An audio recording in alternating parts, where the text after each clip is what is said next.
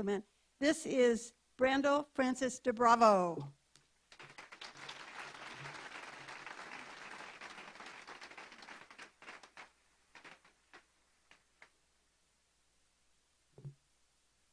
Good afternoon. Everybody hear me okay? Yeah. Closer. Okay. So Jennifer Clement, President Emerita of PEN International, is the author of 5 novels, several collections of poetry, and 2 memoirs, including The Promised Party, Kahlo, Basquiat, and Me, which you'll be hearing about from her shortly. Her work has been translated into 40 languages and has inspired an award-winning movie and several plays. So I met Jennifer 30 years ago when we both lived in Mexico City. Now, if, as Victor Shklovsky wrote, art makes the familiar strange so that it can be freshly perceived, I knew after spending just one afternoon with Jennifer that I was in the presence of an artist. I'd never met anyone quite like her, so attentive to the enchantment that lies just beneath the surface. Of course, Mexican painter Rafael Coronel nicknamed 6-year-old Jennifer Adita, Little Fairy, and of course, her grandfather was a water diviner. Jennifer's memoir is a portrait of the artist, and to read it is to fall under the spell of a bicultural Scheherazade who burned her left hand to the words, "Do not touch the iron." In her memoir, Jennifer's mother says to her, "You are destined for wonderful things or prison." Jennifer's mother was astoundingly prescient. Jennifer has spent a lot of time in prison, interviewing the girlfriends, wives, and mistresses of Mexican drug traffickers. Her compassion informs everything she creates, whether it's a novel, like Prayers for the Stolen, or the clay bottles she made to hold the tears of writers who have been exiled, imprisoned, or killed.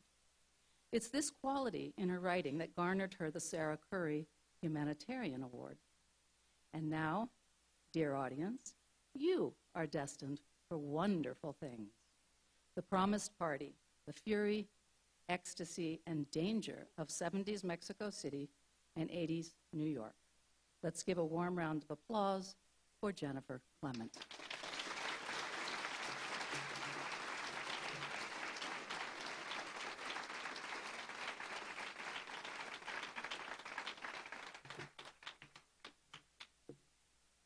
Thank you, Brando, for those words. So, good afternoon, everybody. I'm glad to see you're here and not having a siesta, which is really where you should be. So I want to thank Susan and Jody and all the volunteers and the donors for creating this wonderful week. You know, we need to remember one of the reasons why we're gathered here, or 4 reasons for me. We're here to celebrate storytelling. And we're here to celebrate the imagination, and the imagination that can be free from our group and our experience. And we're here also to celebrate freedom of expression and the power of literature to create social change. And I think it would be nice to remember a few of those books because they're so important in our development as human beings. So let's remember Oliver Twist, that changed child labor laws. Let's remember Jane Austen's Pride and Prejudice and Charlotte Bronte's Jane Eyre, which, thanks to them, changed laws so that women could inherit and buy property. Very important. Let's remember Victor Hugo, Les Misérables, which, thanks to him and that book, for once we could see poor people as people with dignity. And the list goes on and on. In Mexico, we have Los de Abajo, and even Sor Juana Inés de la Cruz, who was born in 1648. Shakespeare died in 1616. So if you remember, Virginia Woolf asked, where are Shakespeare's sisters? Well, she was in Mexico. And she wrote about ideas of feminism and the extraordinary ideas to do with the search for knowledge. So these are some of the reasons why we're gathered here today. So today I'm going to present my memoir, The Promised Party, which came out last year. And I want to tell you a little bit about how it came to be. So I don't know how many of you saw the movie Roma by Alfonso Cuarón. Yes. So when I saw that movie, I realized that maybe I needed to write my Mexico City. I knew Cuarón's Mexico City very well, but I was raised in a part of Mexico City that's called San Angel, and it was an area of the city where many intellectuals, artists, painters lived. And I always say that I wasn't born with the gold in my hands, but I was born covered in the gold dust. So I actually lived right next door to Frida and Diego's house on Calle then, which was Las Palmas. And do all of you remember Frida's painting, What the Water Gave Me, which is a portrait of her in the bathtub with all these things floating around her? Frida's house had a small bathroom on the second floor.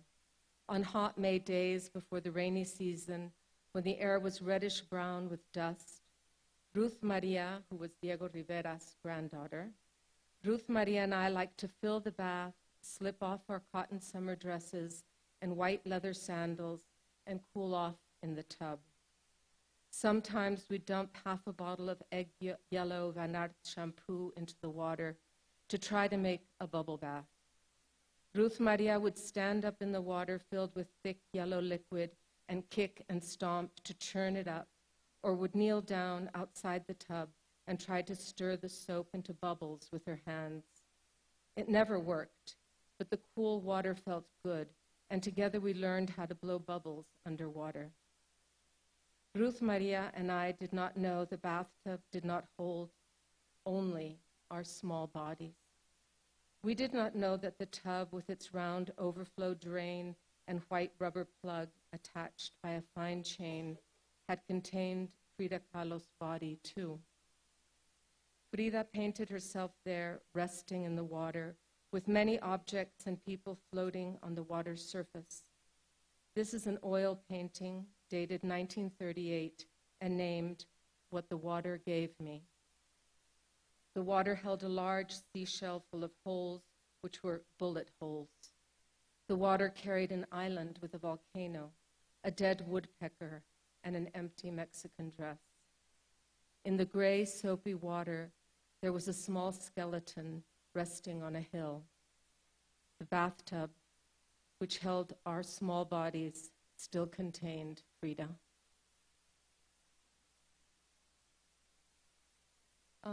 So I was raised in Mexico before NAFTA, and this is very important to the decisions that I took to write the book. So the book is also the tale of two cities. So the first half is Mexico City in the 60s and 70s, and the second half is New York City, the late 70s and the 80s. And so there might be some of you here who remember Mexico City before NAFTA, but there are many stories.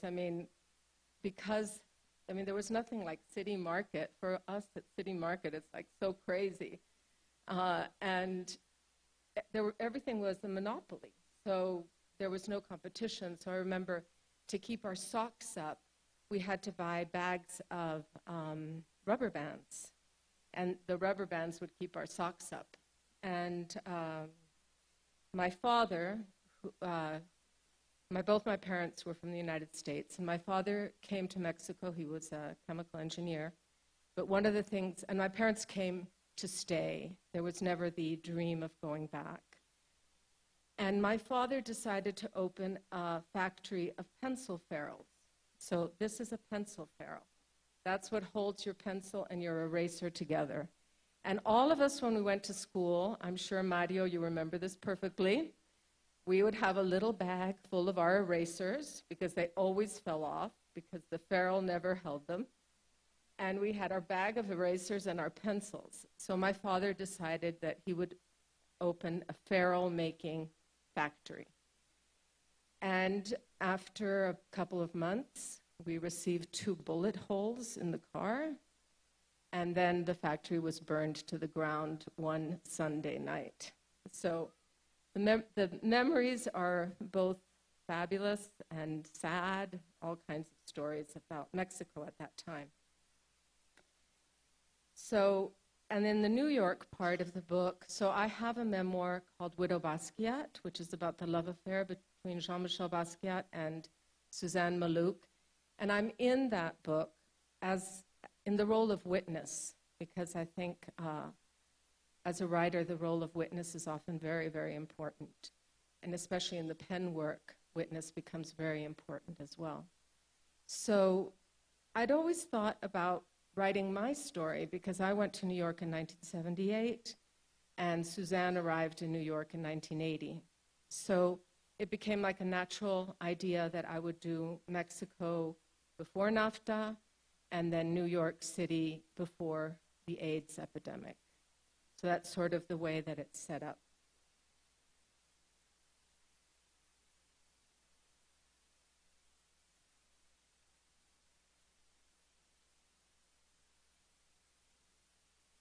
So one of the things that has moved me a lot about writing this book was to think about what Nabokov wrote about writing memoir.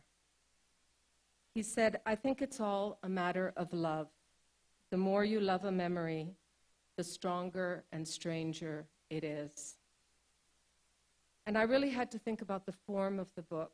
And eventually, I was reading first the memoirs of the Russian novelists, and nobody thought that a memoir should read like a novel. So in the last 25 years, the memoir has more and more veered to reading as a novel because it's very satisfying for the reader to read a story that has a beginning, a middle, and end, a catharsis, a resolution. And I really didn't want to do that. And I wanted to understand if there was another way to write because I don't see life that way, and I don't see memory that way. And so I started to investigate other memoirs that hadn't done that. And so definitely T.S. Eliot was a very important influence. He said in his essay on the metaphysical poets that life is a fragmentary whole. So my book is all fragments that make a whole. Also what Borges said about memory, that memory is a pile of broken mirrors. So I also think of the book as a pile of broken mirrors. And then thinking of people like Octavio Paz, his memoir is all in verse. And I thought maybe you'd like to hear his memoir. It's 600 verses, but it opens like this in Spanish. Just listen to how beautiful it is. Oídos con el alma, pasos mentales más que sombras, sombras del pensamiento más que pasos, por el camino de ecos que la memoria inventa y borra, sin caminar caminan sobre este ahora que, puente tendido entre una letra y otra. So that was his memoir. And I also began to think about how so many things that make us who we are and what the memoir is sometimes other people's stories or songs or books that we've read. So the book is filled with things like this. So, for example, Elena Garro, who was the first wife of Octavio Paz, they were married for 21 years, she got in a fight with a friend, and this is a very famous story, but it had never been published anywhere. And in order to honor the fight, she sent to her friend's house 2 coffins, 2 wreaths, and the chairs to sit and have the wake in her living room. So when she got home, all this was there, all these open coffins ready for these people to take over. And so this is an incredible story about Elena Garro. Another thing that I quote, for example, is Diego Rivera. After Frida Kahlo died, he said, I just didn't know. How could I not have known that she was the most important thing in my life? And of course, everybody in Mexico, we all wondered, and we all wonder to this day, what don't we know? What has to end for us to understand how important it is? And so the book is full of these kinds of things. So the book is also, as Brando said, the portrait of an artist as a young woman. It ends at age 27 when I returned to Mexico. But one of the most important people in my life was my nana, Chona, who was illiterate. She couldn't read or write. And as I began to learn to read and realize that I could read for her, the magic of what it is to write and read became very clear to me at a very young age. So this is a chapter on Chona. For the first 10 years of my life, Chona was my constant caretaker. She was tiny like a child and had black curly hair. She liked to look at herself in mirrors so she could inspect her 2 front teeth, one of which was completely surrounded in gold. Chona also liked to chew gum, which was made from a sap of the chiclero or chicozapote tree she bought from vendors or farmers who came to the house a few times a month. They also sold pre-Hispanic artifacts and pottery wrapped in sarapes, which they dug up in their fields. In his book, General History of the Things in New Spain, Friar Bernardo de Sahagún, who journeyed to Mexico in 1529, described women chewing gum, or chicle, the word for chewing gum in Nahuatl, and the strict rules as to when and how they were allowed to use it. He wrote the gum snapped in their mouths like castanets. When Chona couldn't get the gum, she'd tear off a piece of paper or newspaper and chew on this for hours. I wanted to be like her, and she wanted me to be like her. So I also chewed on little pieces of paper. Sometimes the ink from chewing on a piece of newspaper or a corner torn from a page or a comic book would turn our teeth a dark gray. Chona also told me that as a child she'd been so poor she'd learned to eat paper so she would not feel hungry. On Saturdays or Sundays, Chona took me to Chapultepec Park. Here, we were not interested in taking the small train which circled the park. We did not want to rent a boat on the small lake or buy balloons or pink cotton candy. The place we went to was the House of Mirrors, which was right before the steep climb up to the castle in what used to be the guards' quarters under Emperor Maximilian. All along the walls of the long room were about 36 convex and concave mirrors. In the reflections, I could see my body deformed into many shapes and sizes. The mirrors did not show the round blue-white scars all around my right ankle from stepping into a wasp's nest which had fallen out of a tree in the woods outside Valle de Bravo. The mirrors did not show the teeth marks in my right arm from the attack by the Borisov's dog, nor the scar under my left eye where a snake had bitten my cheek. In that hall of mirrors, I knew what was coming. I saw my little girl body turn into an old woman. Chona did not know how to read or write. She did not know how to hold a pencil and held it in her fist as if it were a tool to dig with or a knife for stabbing. I learned to read for her.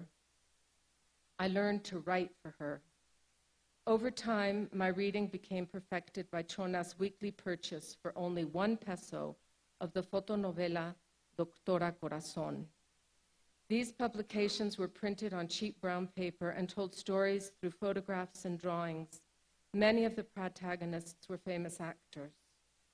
The inside covers had an advice column where broken hearts could write to Doctora Corazon about their problems.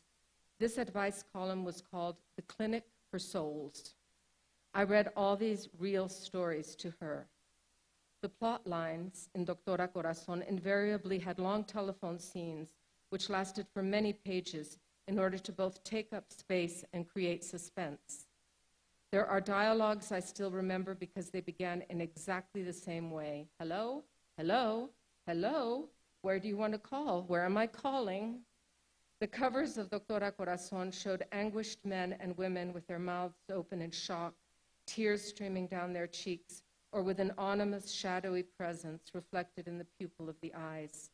The stories inside were announced in bold letters.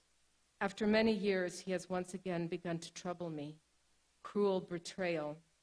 They forced me to marry him without desire. Justice came by my own hand, and the dove of solitude. In these pages, I learned about the impossible passions between men and women.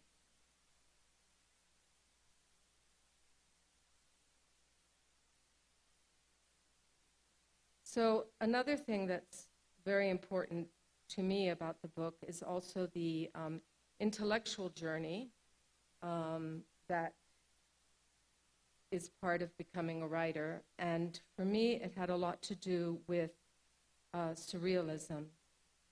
So I want to read you this chapter, page 30.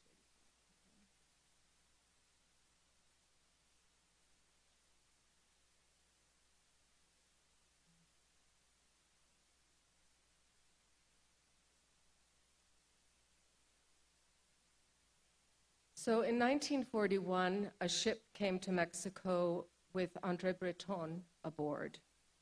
And Claude Lévi-Strauss and Wilfredo Lam, the great painter, Victor Serge, who was a Trotskyist who was assassinated in Mexico City, and Leon Davidoff. Leon Davidoff was the father of my great friend, Aline Davidoff, and he basically was the person who really discovered Frida, discovered Diego, discovered Tamayo, Remedios Varo, and that whole group. And he was definitely a patron of the arts to all this crowd of painters. As soon as Aline was in Mexico, she would call me up and we would spend as much time together as possible before she went back to Paris. During those years, we talked about Antonin Artaud, who had lived in Mexico, and his ideas on art and theater. We went to every production of Alejandro Jodorowsky, who had transformed Mexican theater through his ideas of freedom and through his panic movement, which was defined by terror, humor, and euphoria. We knew we were the daughters of surrealism and could quote the manifesto in defense of freedom in art written in 1938 by Diego Rivera and André Breton with the line, "True art is unable not to be revolutionary." We understood that surrealism was not an art movement, but a way of life and a mixture of the unconscious and conscious. Poetry was not an instrument of political propaganda, but a revolutionary act in and of itself. Aline and I created a dance based on André Breton's poem Sunflower, which is in his book Amour Fou, Mad Love. We drew the dance on paper and imagined two dancers as statues based on Giacometti's sculptures, who come to life and dance on tiptoes surrounded by Chinese lanterns. We called the dance the Ball of the Innocents, after a line in the poem. The ball of the innocents was in full swing. The lanterns were slowly catching fire in the chestnut trees. Aline and I understood that surrealism was against miserableism and that it was filled with joy and poetry. In Mad Love, Breton wrote that the movement itself was the dazzling revenge of the imagination. The effect of these ideas influenced my books on the trafficking of girls in Mexico and gun violence. In writing on miserable subjects, I searched for a kind of poetic enchantment, as well as incorporating Breton's ideas of rational and irrational love. Though we were steeped in surrealism as defined by Breton, we accepted all other versions. We knew Borges felt the term should be supra-realism, and that Alejo Carpentier, the great Cuban writer who wrote about Haiti, felt that the term was a European exotic vision of Latin America. Carpentier wrote that Europeans tried to create or impose the magic, which included fabricating it, so it was innately false. Instead, Carpentier said, it was something inherent in Latin America and should be called the marvelous real, as it is in a raw state, latent and omnipresent. Octavio Paz called surrealism a spiritual movement. He said that apart from it being a school of poetry or art, the essence was the unity of art, poetry, and a moral vision of the world. Paz did not mean moral in terms of good or bad, but moral in the sense of a kind of integrity in one's work and life. My preference was the marvelous real, but I changed it into the marvelous real and terror. Some nights I'd go to Aline's house where there was always a party. Aline once said, if you think about it, these are the days of the peppermint frappe. Peppermint frappe was a drink that her mother was famous for. The cool, bright emerald cocktail was an homage to Carlos Saura's 1967 movie, Peppermint Frappe, about a man who pursues his brother's wife. At one of these parties, Edward James, the British poet and surrealist, arrived with his 2 enormous pet iguanas on leashes. Ruth's great friend, Berta La Chaneca Maldonado, was always at these parties. La Chaneca helped the Garcia Marquez family when they moved to Mexico and even provided the table where some of 100 Years of Solitude was written. She was a gifted translator and translated the movie My Fair Lady, along with all the complex lyrics of the songs, into Spanish. It is a tour de force. Whenever we were together, we'd sing out with a little bit of luck or Just You Wait in both Spanish and English versions. I once noted to Aline that the painter Francisco Toledo never came to the parties. Aline answered, Francisco Toledo has not really touched the Mexico City social scene, only erotically. It was well known that the Oaxacan artist had run off with Bona and during her Mexican excursions had become Octavio Paz's mistress. When Toledo stole Bona away from Paz, Paz never forgave him. Paz asked Aline's mother to promise she would never buy a painting by Toledo, which of course was a promise she did not keep. Aline and I shared our love for poetry, and we especially liked to read the 17th century poet, Sor Juana Inés de la Cruz, and discuss her ideas against hope.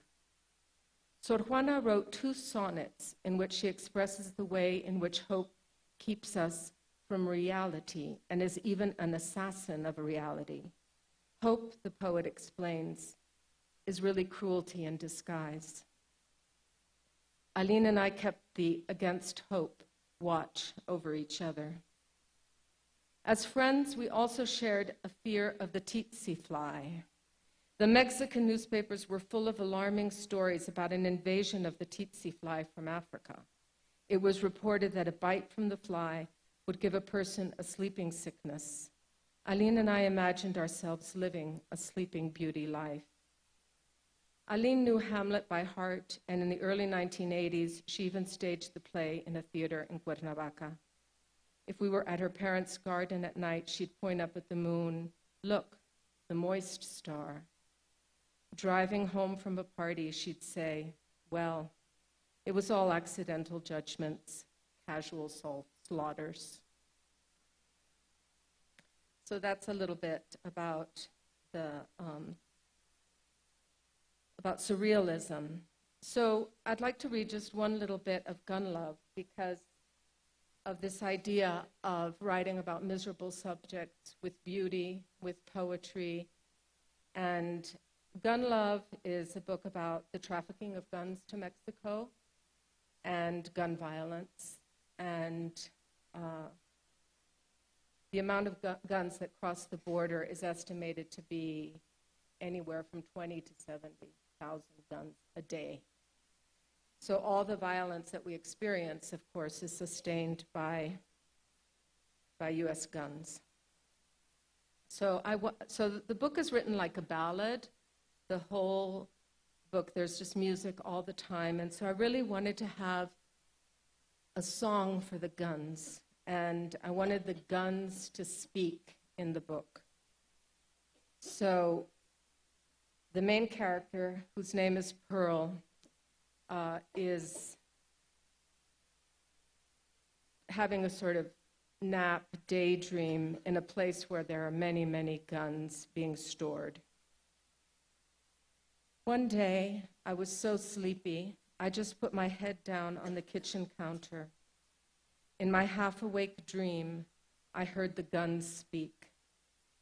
The guns told me about a 7-year-old girl and a 22-year-old man shot in a drive-by shooting, 2 teenage boys fired at by cops, a 2-year-old boy shot in a gang-related shootout in a park, 20 school children killed on a school bus, a mother dead in a supermarket, 2 women shot to death in a parking lot, 20 teenagers gunned down at the movies, a 10-year-old girl shot at a library, 5 college students slain at a football game, 9 people shot at a church prayer meeting, a mother and daughter shot in a car, 4 nuns gunned down at a bus stop, 8 8-year-old girls shot at ballet class, 2 policemen shot in their car, and a 9-year-old girl shot in a playground and shot at again and again, bullets breaking trees to shreds, 90 holes in the sky from a machine gun, gunshots in a rainstorm killing raindrops, 20 bullets for the moon, words broken by gunfire, words pierced by bullets, so the alphabet became A, B, C, L, R, S, T, X, Z. Lovers fallen, tears and bullets on the floor, my dearest, my one and only, my little one of a kind. We are all one of a kind, and all lonely, and all afraid, and all looking for love bullets everywhere. Thank you. Very hot up here. So that is an example of the lesson from surrealism for me. So then I thought I'd read, so I go to New York at age 18, and again, these sort of coincidences, 2 things happened. One is that the first person practically I met was Keith Haring. So my very first poetry readings were at Club 57 with him. And then a few years later, I was working as a waitress in a Mexican restaurant. And my fellow waitress was Suzanne Malouk, who was Jean-Michel Basquiat's girlfriend. So it just fluke that I was completely taken into the art world and literary world of New York at that time. So this is about one of the first poetry reading that I ever gave. I gave my first poetry reading at Keith Haring's Wednesday Poetry Nights at Club 57 on St. Mark's Place.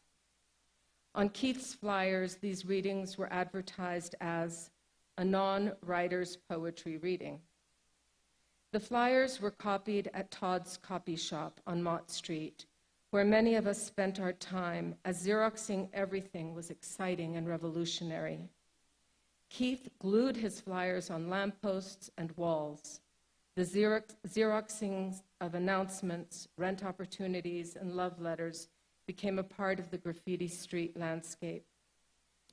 The only thing that was not glued over and was respected by all was the face of Eaton Patz.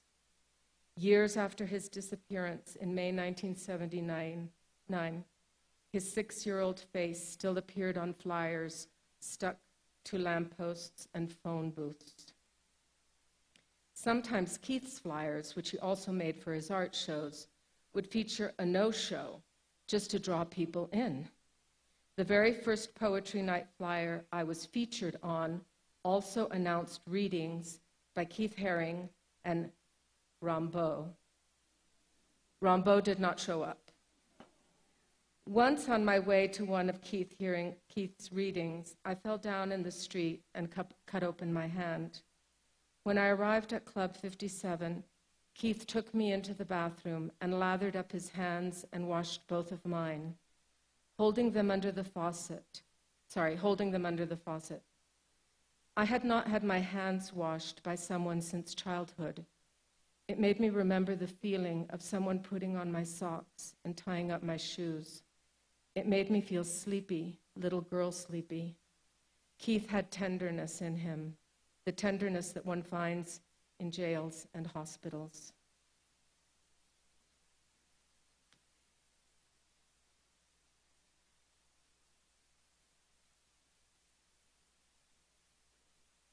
So I want to just read this one second to last part about Basquiat, because one of the things that I find so interesting is how the African American community in the United States has completely taken Basquiat as theirs, when actually he's half Puerto Rican. He lived in Puerto Rico for 3 years. He had very good Spanish. Spanish is all over his paintings.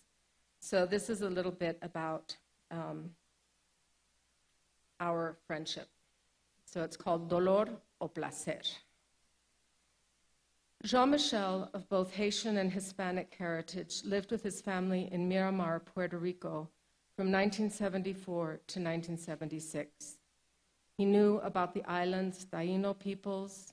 Boruca sayings populate his work, and the Spanish language filled his canvases. Fuego, flores, peligro, abuelita, milagro, campeón de boxeo, el gran espectáculo.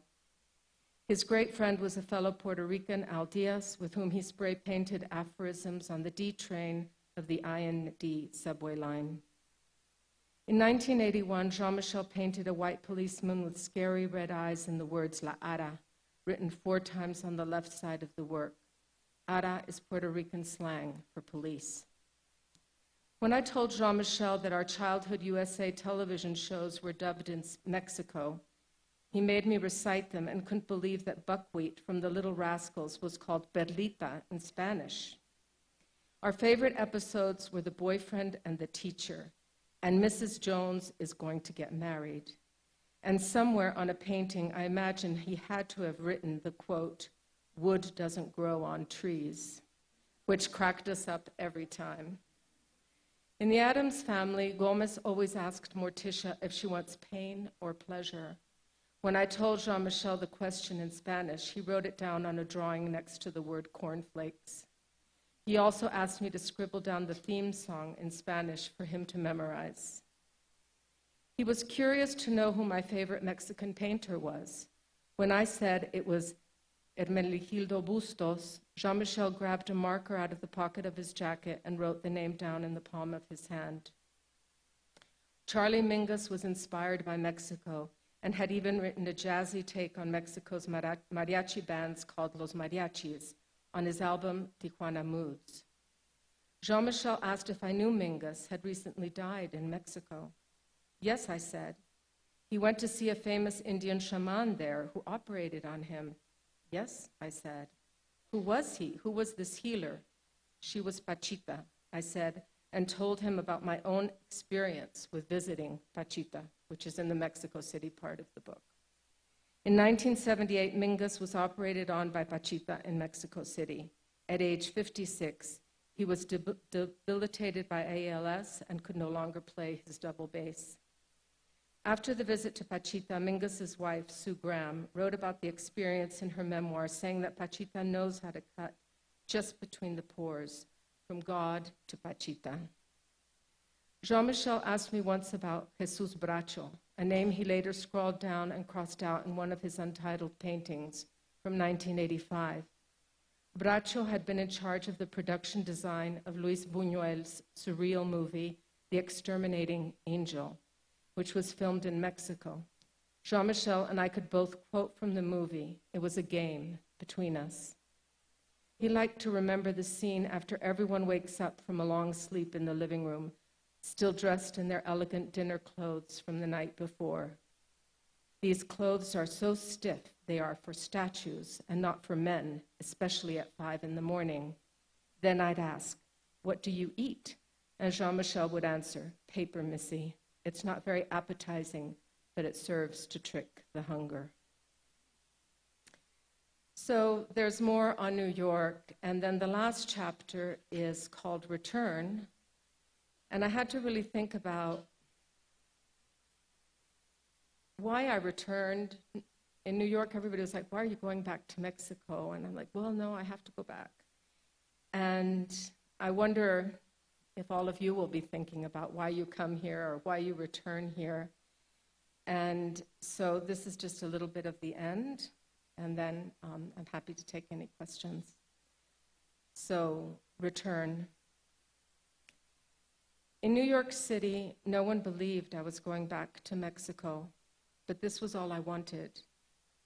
I went back to Mexico's particular kind of rebellion, which is really anarchy, founded on the knowledge that everything is lost. Back to Mexico, where we feel closer to the dead than to the living. I went back to Mexico, and the promise that fireflies will return to the gardens, the promise of winning the lottery, the promise of a miracle, and where no one ever sweeps up the party confetti. Thank you.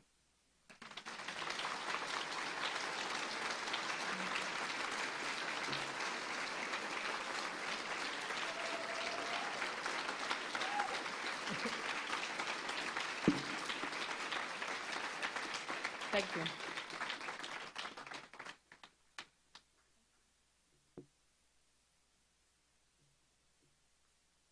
So if anybody has any questions, I'll be happy to take them.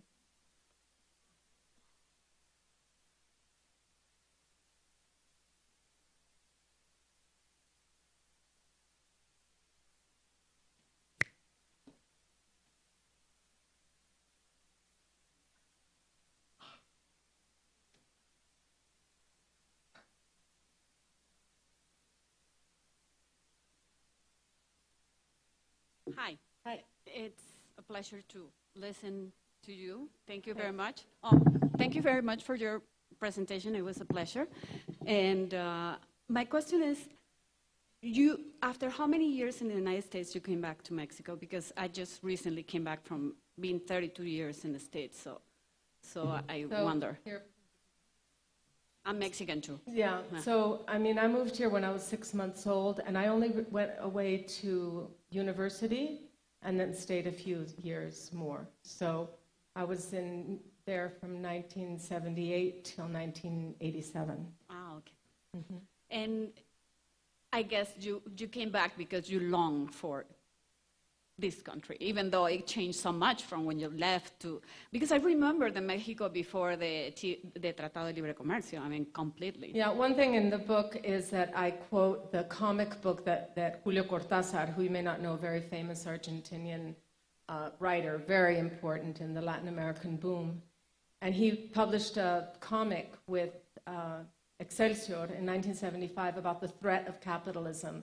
And we all really felt the threat of the United States. I didn't go into all of that in this talk, but what you're expressing, we were all very worried. And in his comic, it was all about the loss of literatures, the giving into the market, and Susan Sontag is in it, and Alberto Moravia is in it, and Octavio Paz is in it. And it's a fascinating document because we all felt that. Even though we felt that there was so much lacking and missing, we knew that the United States was a terrible threat. Yeah, in a way, taking over our identity. Yeah, exactly. Yes. Thank you. Thank you. Hi, and thank you for a great talk. Thank you. What is your favorite book? Oh, it's impossible. I don't think I can answer what my favorite book is. It's really hard. I mean, all the cliches. Definitely Shakespeare and the Greeks and things like that. I mean, the one that you wrote. Among the ones that I wrote, yeah. Oh, interesting. Probably Gun Love. Yeah. For reasons that may or may are not so obvious, but maybe, yeah, that would probably be the one. Thank you. Thank you for sharing so much about the worlds that you've inhabited in the course of these keynotes, I've been very moved to realize that the powerful theme running through them is about being human. And I'm sorry if it moves me, because it's so profoundly strong in this festival that we're coming to terms with the need to be human with all this chaos. So what now for you is the meaning and action of being human as a writer and as an observer of life? Thank you. Thank you. It's something sort of intuitive. I find that I always am writing about things that really move me and that won't let me go. And certainly the little girls being stolen in Guerrero, that was about 7 years of research. And the other thing that's interesting about being human in writing a memoir, and when I say in Mexico that we're closer to the dead than to the living, I really felt that writing the memoir too, of how suddenly there are people asking me about my father. My father died so young, and he seems so far away. And it's just amazing that thanks to my book, people ask me about him. So it's a complex answer. And of course, then I've always been involved with PEN. And so the thing that's so incredible about PEN, and I urge all of you to please join PEN. You can do it in that marketplace over there. It's the best organization. I always want to say, you know, when you give money to the dolphins or you give money to the whales or whatever the cause may be, if we don't have freedom of expression and if we don't have people writing about the destruction, we won't know about it. So it's very profound to be in PEN because you're constantly with people that risk everything, even their lives, to tell the truth. And so that's always very humbling every day of my life.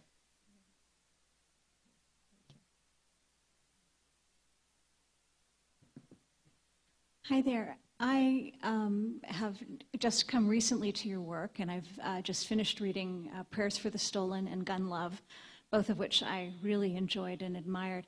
I've not yet read your memoir, but I was intrigued by something you said at the beginning of your talk when you were talking about how to tell a person's life without imposing a story on it.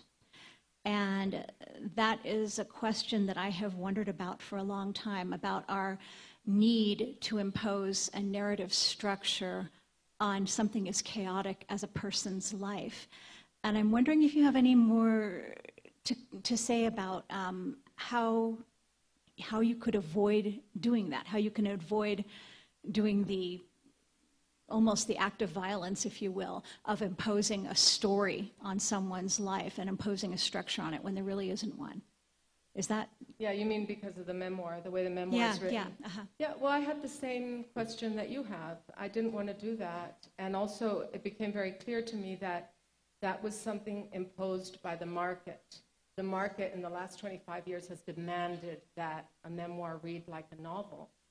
And especially being in PEN, you're very aware. I was the president of PEN International, not of PEN America. So you're very aware in that world of how the power of the English-speaking literary world has on the literatures of the world. And so it's very frightening to us to see that if you're a writer in Vietnam or in Uganda or in Bolivia, that you think that you have to write like J.K. Rowling or Stephen King or whatever, that is what you should aspire to. And it's very worrisome when you think about the literatures of the world and wanting to express yourself in a new way. So for me, I was very sort of tuned into the fact that there were so many people writing memoir before that weren't thinking of the market. And the book, The Promised Party, was rejected by several editors in the United States because of the fragmented form. They're like, well, you know, maybe you need to, you know, draw this out and, you know, give it sort of a different kind of presentation. And so I didn't want to do that. So it was a very deliberate thing. Hi, I enjoyed your talk immensely, and I enjoyed your memoir. I grew up in Mexico City, in the south of Mexico City, during the late 60s and early 70s as well. And so I loved reading your book, but I mean, it was very nostalgic. But I wondered, how did she remember all of those places and names? Did you keep diaries? And Well, actually, I didn't. Later, I kept a diary. No, I had this incredible good fortune. So in Mexico in those days, the postman would come to your house twice a day. It was very expensive to call the United States. So my mother would write at least 2 letters a day to her mother in the United States. And my grandmother kept all the letters. So it was just the greatest treasure.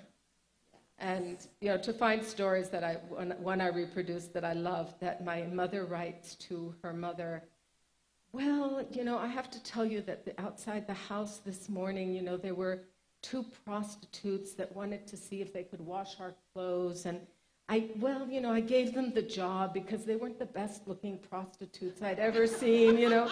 She's writing all this to her mother, so I had to include that.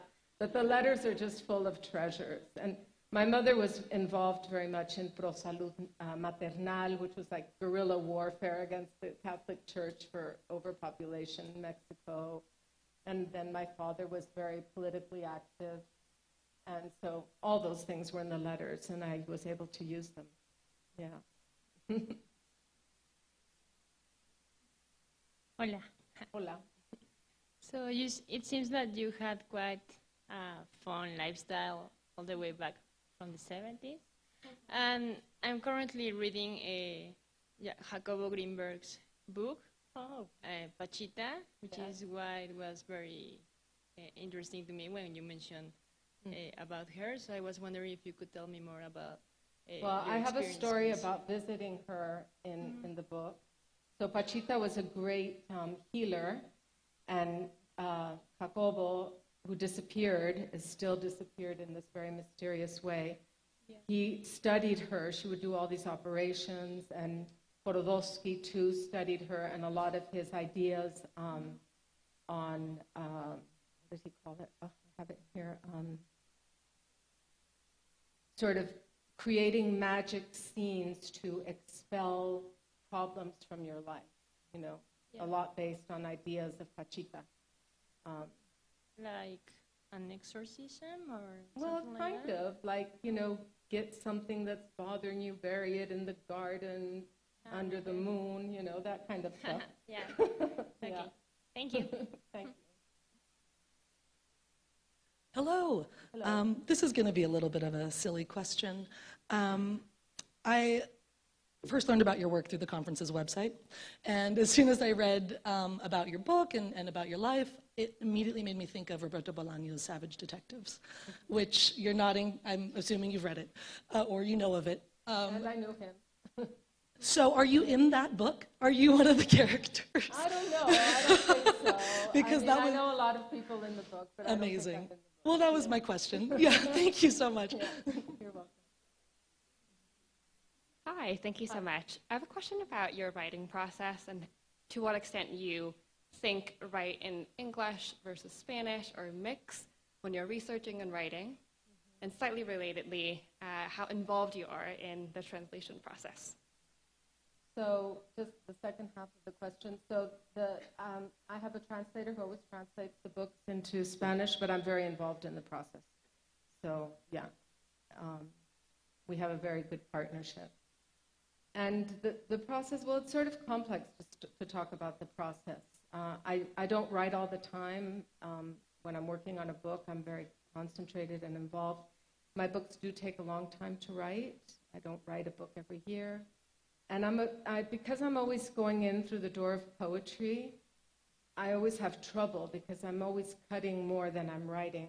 So I always feel like I'm writing backwards. Like I can't get ahead because I'll write 20 words and cut 25. And that's always sort of a process of what's happening.